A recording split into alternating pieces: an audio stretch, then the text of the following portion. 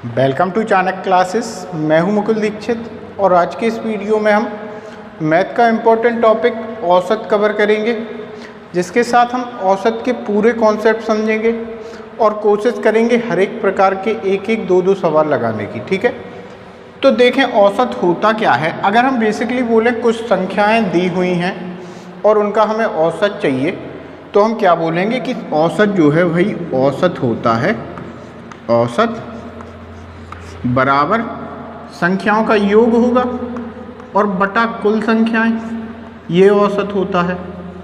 ठीक है, जो संख्याएं दी हैं उनका योग बटा कुल संख्याएं। अगर हमें औसत दिया है और संख्याएं दी हैं तो हम बोलें भाई योग कितना होगा संख्याओं का, तो योग के लिए आप बोल देंगे कि औसत, और औसत में अगर हम गुणा कर दें कि संख्याएं कितनी हैं तो उससे हमें पता चल जाएगा कि योग क्या है। ठीक है, योग क्या है। और अगर हमें योग दिया हो ऐसे ही और औसत दिया हो और अगर हमें संख्याएं चाहिए तो हम क्या करेंगे कि भाई संख्याएं जितनी हैं, संख्याएं कितनी हैं तो बराबर योग बटा औसत, इससे हमें संख्याएं पता चल जाएंगी। ठीक, तो ये बेसिक फॉर्मूले हैं। ये हम अभी से क्या, इनको तो हम काफ़ी पहले से कक्षा 6 से 5वीं 6वीं से क्या, इनको हम काफ़ी पहले से पढ़ रहे हैं। जैसे कक्षा 4वीं 5वीं इनसे हम औसत पढ़ रहे हैं, ये फॉर्मूले हम पढ़ चुके हैं। लेकिन अब कोई नई बात की जाए, औसत को किसी और तरीके से समझा जाए तो औसत होता क्या है। जैसे कुछ परिणाम दिए हुए हैं, जैसे कुछ लोग खड़े हैं एक साथ एक लाइन में, सबके पास अलग अलग रुपए हैं। अब हम करें क्या, सबसे रुपए कलेक्ट करें और सबको बराबर बराबर रुपए बांट दें, तो जो बराबर रुपए हम दे रहे हैं वो मात्रा होगी आपकी क्या, औसत। That is called average. ठीक है, तो इसी कॉन्सेप्ट पे एक पहला सवाल आप देखें कि सवाल नंबर 1 है, यदि 39, 48, 51, 63, 55, 83 x तथा 69 का औसत जो है 60 है, तो x का मान कितना होगा। ठीक है, बात आपको समझ में आई। ये संख्याएं दी हैं, बीच में एक संख्या लुप्त है और सभी का औसत दिया है 60 है। तो आप संख्याएं काउंट करें, 39, 48, 51, 63, 75, 83 x और 69। संख्याएं कितनी है 8, औसत कितना है 60। तो हम योग निकाल लें, 60 गुणा 8 बराबर 480। भाई योग हमें पता चल गया संख्याओं का कितना है 480। अगर हम ये सभी संख्याएं देखें कि 39, 48, 51, 63, 75, 51, 63, 75, 83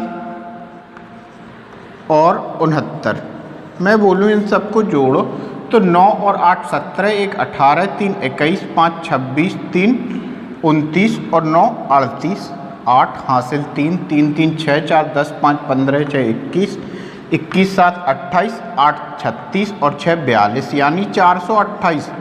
योग कितना हुआ 428। एक संख्या x भी है तो हम लिख सकते हैं कि 428 प्लस x बराबर 480। ठीक है, और ये उस तरफ जाए अगर तो x बराबर कितना निकल के आया भाई, 52 निकल के आया।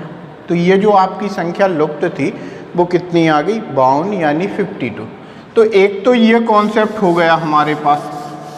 दूसरा कॉन्सेप्ट क्या कहता है, दूसरा कॉन्सेप्ट ये कहता है जो अभी हमने बताया कि कुछ लोग थे, मान लो 7-8 लोग थे, सभी के पास अलग अलग रुपए, एक के पास 39, एक के पास 48, एक के पास 51, 63 ऐसे रुपए थे।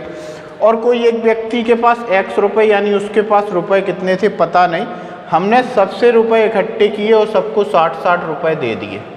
ठीक है, सबको कितने 60-60 रुपए दे दिए।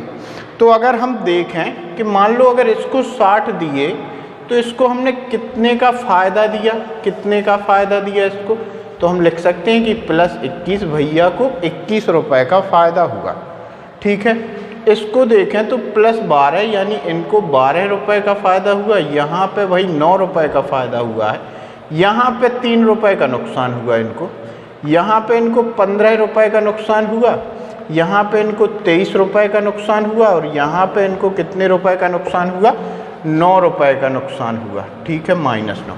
अगर देखें कुल नुकसान फ़ायदा तो 9 से तो 9 कट जाएगा, ठीक है। 21 और 23 तो यहाँ पे भाई साहब माइनस के 2 यानी 2 रुपए का नुकसान इनमें बच जाएगा। बचे 12 तो इसको भी काट दें, यहाँ पे माइनस 3 रुपए का नुकसान बचेगा। अब देखो भाई 3 का यहाँ पे नुकसान, 3 का यहाँ पे, 3 का यहाँ पे, कितने का 8 रुपए का नुकसान है। 8 रुपए का नुकसान हुआ, उसकी भरपाई भैया करेंगे और भैया को 8 रुपए का नुकसान हुआ है, सॉरी 8 रुपए की भरपाई ये करेंगे, यानी इनको 8 रुपए का फ़ायदा हुआ होगा। तो देख लो भैया के पास 52 रुपए होंगे। लो ये ऐसे भी लगा सकते हैं हम कि 8 रुपए का टोटल में नुकसान आया इनको, तो 8 रुपए का इनको फ़ायदा हुआ होगा। जो नया व्यक्ति है जिसकी रकम कितनी है उसके पास दी नहीं हुई है, तो उसको 8 रुपए का फ़ायदा हुआ होगा। तो अगर 60 रुपए मिले, 8 का फ़ायदा हुआ तो 52 रुपए लिए होगा वो, ठीक है। आपका ऑप्शन नंबर ए आता है। ये बात आपको समझ में आई, ठीक है भाई। अच्छा एक चीज़ और देखें ध्यान से, अगर कुछ संख्याओं का औसत है और उन सभी में हमने एक एक जोड़ दिया, एक एक जोड़ दिया, मैंने माना कि संख्याएं हैं, कुछ भी संख्याएं हों उनका औसत है 5, ठीक है, औसत है 5। मैंने क्या बोला, संख्याएं 10, चलो संख्याएं 10 मान लेते हैं, औसत उनका 5 है। मैंने बोला सबको एक एक और जोड़ दिया जाए, यानी अब औसत कितना होगा। तो योग कितना था भाई, योग 50 था, सबको एक एक मिला, 10 मिले, यानी योग हो गया अब 60। फिर 10 से डिवाइड किया तो 6, यानी औसत सीधी बात है एक जितना जितना सब में जोड़ा गया वो आपका औसत में जुड़ जाएगा, ठीक है। तो नेक्स्ट क्वेश्चन पढ़ें, आप सॉल्व करें। 4 प्रेक्षणों का औसत जो है 20 हो, उनमें से प्रत्येक में एक अचर c जोड़ दिया जाए तो उनका औसत 22 हो जाता है। पूछा क्या है c का मान क्या होगा। तो c का मान भाई साहब देखो 20 था औसत, औसत हो गया 22, सब में बराबर बराबर जोड़े गए यानी 2 रुपए जोड़े गए, तो c का मान +2 होगा, ठीक है। c का मान कितना होगा, +2 होगा। ये बात आपको समझ में आई, ये कॉन्सेप्ट आपको समझ में आ रहे हैं, ठीक है, समझ में आते रहने चाहिए। नेक्स्ट कॉन्सेप्ट आप समझें, आसान सवाल है, औसत टॉपिक भी आसान है और मेरी मान के चलें तो मैथ का सबसे हलवा टॉपिक है औसत, ठीक है। तो देखें एक क्वेश्चन, यदि 6 क्रमिक सम संख्याओं का औसत जो है 25 है, ठीक है, तो उनमें बड़ी तथा सबसे छोटी संख्या का अंतर क्या होगा।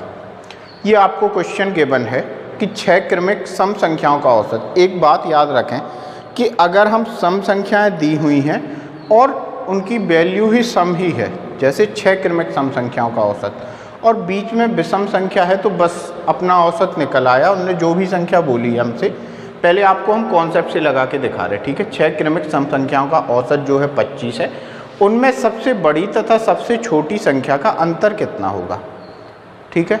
सबसे बड़ी और सबसे छोटी संख्या का अंतर पूछा है, तो एक तो ये बिल्कुल क्वेश्चन ही बेकार है।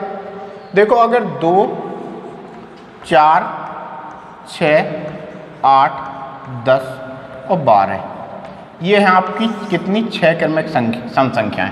इनमें पहली और आखिरी सबसे बड़ी और सबसे छोटी संख्या का अंतर कितना है भाई, 10 है। अब आप कहीं भी क्रमिक सम संख्याएं ले लें 6, उनका अंतर 10 ही आना है। हम और उठा के देख ले रहे हैं, लोग 20, 22, 24, 20, 22, 24, 26, 28, 30, 6 ही है, 3 और 3 6, अंतर देख लो कितना है भाई, 10 है। तो ये क्वेश्चन ही बेकार है, ठीक है।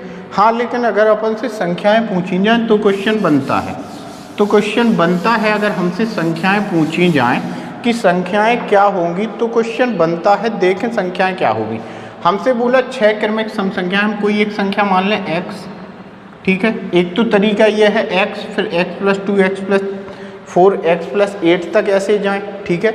x, x + 2, तो इनको देखें तो ये 6x होगा, ठीक है। फिर 2, 4, 6, 8 और 10, इन सबको जोड़ें आप, 2, 4, 6, 6, 12, ठीक है, इनको जोड़ना है 2, 4, 6, 8 और 10, इन सभी को जोड़ना है, तो ये कुल होगा 30, ठीक है। 30 बराबर कितना है औसत भाई, औसत कितना है, औसत गिवन है 25, 25 सिक्का 150, 150, यानी 6x बराबर कितना होगा भाई 120 होगा, यानी x बराबर कितना होगा 20। आपकी पहली संख्या 20 आ गई, आखिरी संख्या ऑटोमेटिक 30 आ जाएगी। एक तो ये बात हुई, ठीक है, ऐसे सॉल्व कर सकते हैं। अगर हम इतना सब बवाल ना करें और हम बोलें कि हमें सॉल्व करना ही है आपको सॉल्व, तो एक चीज़ याद रखें कि औसत जो होता है वो हमेशा बीच की संख्या होती है, ठीक है। कौन सी कंडीशन में? जब बराबर अंतर चल रहा हो। तो 6 क्रमिक संख्याएं, 3 सम इस तरफ 3 सम उस तरफ, बीच में एक औसत है 25, ठीक है भाई 25। अब बात हुई है सम संख्याओं की, ठीक, बात किसकी हुई है? सम संख्याओं की। 3 ऊपर 3 नीचे, 25 से 3 ऊपर कौन सी होंगी? 26, 28, 30। 25 से 3 नीचे 24, 22 और 20, ये हो गई आपकी संख्याएं। अंतर निकालने 10 आएगा, ठीक है। बात अंतर की थी ना कि उनने संख्याएं पूछी थी। हाँ, अगर संख्याएं पूछी होती तो सवाल को लगाना बनता है। अगर अंतर की बात करें तो 6 क्रमिक सम संख्याएं हैं, पहली और आखिरी, इनमें अंतर हमेशा 10 का आएगा, ठीक है। आगे बढ़े, ठीक है, आगे बढ़े, समझें इस क्वेश्चन को, पढ़ें क्वेश्चन को, ध्यान से पढ़ें और समझें। 60 औसत वाली 4 संख्या में पहली, बाद की तीनों की योग की जो है 1/4 है, यदि उनमें पहली संख्या कितनी है? कितनी अच्छी बात की है इनने कि 60 है औसत सभी संख्याओं का, ठीक है। 4 संख्याओं का औसत जो है 60 है और पहली संख्या जो है बाद की तीनों की योग की 1/4 है। हमने क्या माना कि बाद की सभी संख्याओं का योग है x, तो जो पहली है वो 4x होगी, ठीक है। टोटल कितनी हो गई संख्या? 5x। लो भाई 5x हो गई और सम कितना है? 6 चौको 24, 240। वेरी गुड, 5 से काट दें, 5 चौको 20, 5 40। x बराबर कितना आया? 48। जो आपसे पहली संख्या पूछी है वो कितनी है? 48। ऑप्शन नंबर सी, ठीक है, ऑप्शन नंबर सी। तो आपको भी यहाँ पे समझ में आ रहा होगा कि जो औसत चैप्टर है इसको ऐसे ही चैप्टर हलवा चैप्टर नहीं बोलते हैं, ये वास्तव में है हलवा चैप्टर, ठीक है। अगला क्वेश्चन देखें। 3 संख्याओं में पहली संख्या दूसरी की दुगनी है, दूसरी संख्या जो है तीसरी की तेगुनी है। यदि उन तीनों का औसत जो है 20 है तो सबसे बड़ी और सबसे छोटी संख्या का योगफल कितना होगा? बड़ा अच्छा क्वेश्चन है। तीसरी संख्या की तिगुनी है दूसरी संख्या, तीसरी संख्या x है, दूसरी संख्या 2x होगी भाई। पहली संख्या आपकी इसकी ये 3x होगी, 3 गुनी है, ये 6x होगी। ये बात देख लें ध्यान से, पहली संख्या दूसरी की दुगनी, ये पहली संख्या है दूसरे की दुगनी है, ठीक है। दूसरी संख्या जो है तीसरे की तिगुनी, तो ये दूसरी संख्या है तीसरे की तिगुनी है और उनका औसत क्या है? 20 है भाई, औसत 20 है। वाह, इनका सम कितना हुआ? 10x और औसत क्या है? 20। 20 थी 60, सम 60 होगा। x बराबर कितना आया? 60 आया, ठीक है। सबसे छोटी संख्या यानी तीसरी संख्या 6। उनने पूछा क्या है? तो सबसे बड़ी और सबसे छोटी संख्या का योगफल। सबसे बड़ी क्या है हमारी? 6x यानी 36, 36 और 6 42, यानी इनका योग कितना होगा? 42 होगा, ठीक है भाई। समझ में आ रहा है आपको क्वेश्चन? तो आज औसत चैप्टर को यहीं पे रोकते हैं और समझ में तो आपको आ ही चुका है कि औसत कितना हलवा चैप्टर है।